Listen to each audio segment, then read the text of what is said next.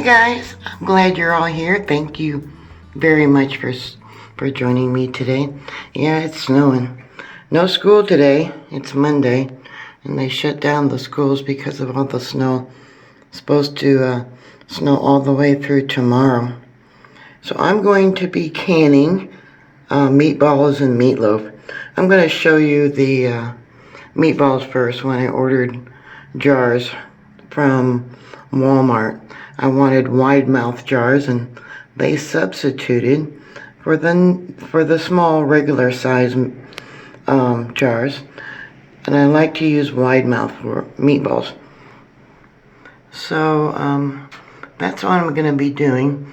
I ordered a hamburger. I got 10 pounds of hamburger, and I figured with the price of food continually going up, and with the coming food shortage that Europe is already complaining about, I can't go wrong even spending the higher amount of money for a hamburger, which I will make into meatballs, and that way it saves on the cost of the meat. You can use meatballs in soups and pastas and other types of dishes. So yeah, it's real pretty, nice and cold out there.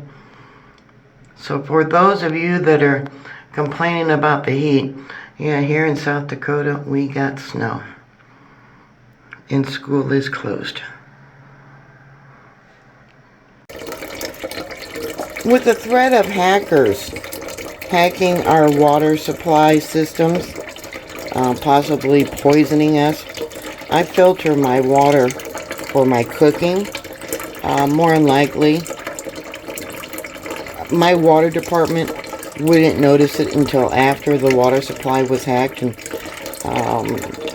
too much or too little of chemicals would have gone into the water through the pipes. So to be on the safe side, I filter my water. I browned my meatballs late last night and then stuck them in the refrigerator. The reason you brown your meatballs is so that they will hold together and not end up as one big clump in your jars when you pressure can. Because my meatballs are cold, my water in my canner is going to be cold, and my beef broth is actually only maybe lukewarm that I will be adding to the jars of meatballs. You cannot can meatballs without any fluids. If you don't have fluids, then they won't be cooked all the way and will not be safe to eat. I had originally planned on canning meatloaf, but Walmart sent me the small opening, the regular lids jars. And meatloaf, I wouldn't be able to get it out easily unless it was a wide mouth. At least that's my own personal opinion. So I decided to make meatballs. They will be much easier to get out of the jars. 5 pounds of meat made a lot of meatballs. I added bread crumbs and different spices. You can actually use whatever you want for your spices for your meatballs.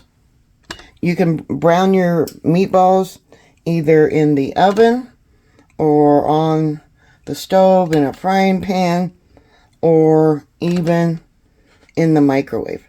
The insides are still raw. You don't want to cook them all the way through. You only want to brown them so they hold together, and then also refrigerating them afterwards. Make sure that they will hold together during the processing. Yeah, I ended up with so many meatballs. This is what I'm going to have left over. I had to divide it up into 2 bowls to put it into the refrigerator. And you can see I'm now going to add the liquid to the jars. Yeah, see, can you tell? I gotta add some more beef broth. This was 5 liters of beef broth that I mixed up and heated, and which is almost about 21 cups of water. So, and I got a little bit left over in the pan. Let's check this again. I did not put meatballs all the way up to the top because I want them covered by the fluid. That one needs a little bit more.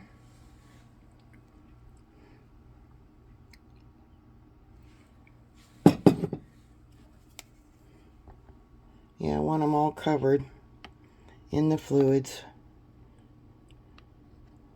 That one needs a little more too. Okay. So after doing this, we're going to clean the rims with a paper towel and vinegar and then put the lids on. Okay. Make sure it's all clean. Get all that oil off.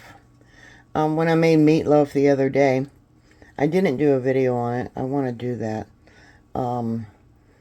The fat came up out of the jar. I think the jar was too full and got underneath the lid. So the lid didn't seal. But I did get 6 jars of meatloaf, quart jars. And I was hoping to do it again. I have to go through and see what I got for wide mouth lids, or just gonna have to try and order some more. Yeah, I had home delivery with this weather that was coming in. I didn't want to go out and drive in all that traffic. Oh, I must have 2 on one jar. Well, there. One of my jars must have 2 lids on it. Which one is it? Oh, looks like that one. Alright, that one's got 2 lids stuck together. Have to separate them. Alright, gonna put the rings on. And it's going to be finger tight.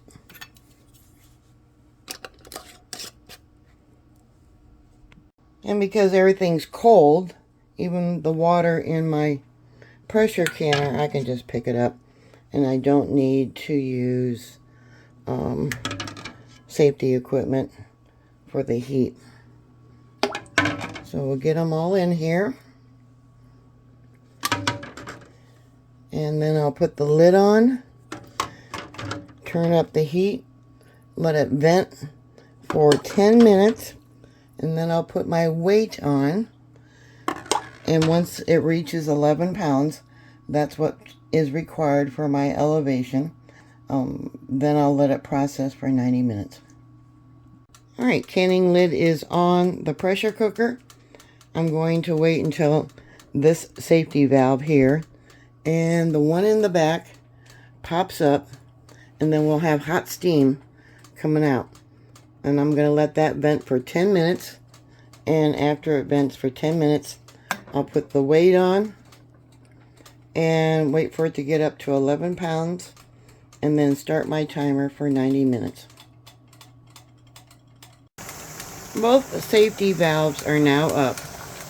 Another thing I want to talk about as it vents for 10 minutes, I don't know if you can see the steam, there you go, is a lot of people think that when power is out, they can go to the store and buy goods by paying cash. Oh, the valve went down. Okay, we've got to restart it. Okay, but anyways, you can go in and just pay cash. But nowadays, because everything is computerized, they have instant ordering. They keep track of everything that's been scanned, and once the item is sold, they have automatic ordering through their computers. So what's happening nowadays is when the power is out, they are not allowing people to purchase items with cash because it screws up their ordering system, which, you know, in the old days, they just write it down on a piece of paper, calculate how much the total would be with tax, etc. And of course, nowadays also, you got a lot of people that can't count money. There it goes. It's starting to come up again. Once in a while that happens. Yeah, the valve will go down and I'll have to restart the timer. But anyways, that's something to think about if you think you can go out and pay cash for items when there's no power. You're not going to be able to do that. I've heard, there we go. I have heard even restaurants do that because of the ordering that they do for the food that they cook for customers. You know, if the power goes out, they just shut down. It's another good reason why people should be prepared ahead of time for disasters. Okay, it's at 11 pounds, a little bit more. It's fluctuating, probably because the meatballs are cold. So I turned it down a little bit, and we'll see what happens. You can go over 11 pounds, but you can't go under. If you go under 11 pounds for any length of time, you have to start your timer over. And we're going to turn it down a little bit more.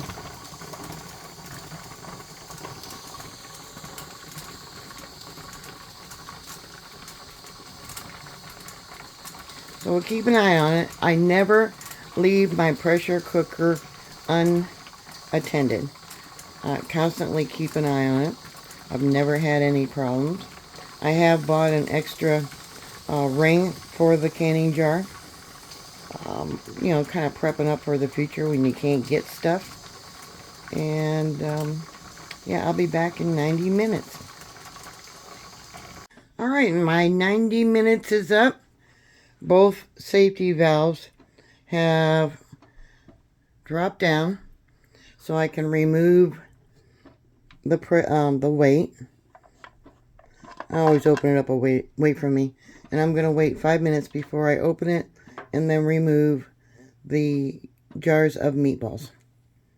When I took off the lid, I made sure that I was opening it away from my face.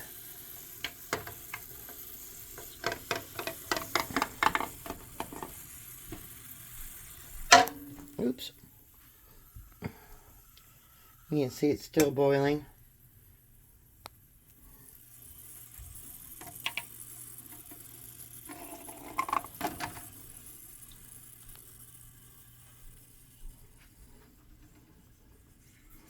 They're going to sit here for 24 hours.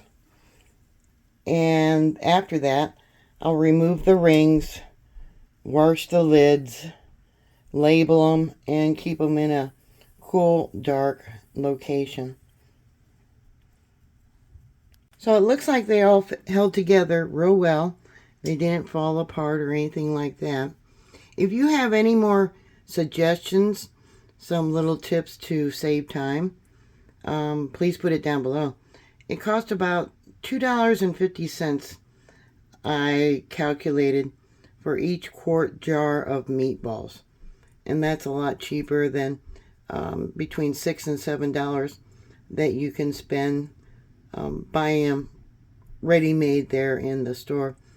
And like I said before, if for some reason we can't get to the store, or if they don't accept cash if the power's out, at least you have food stocked up.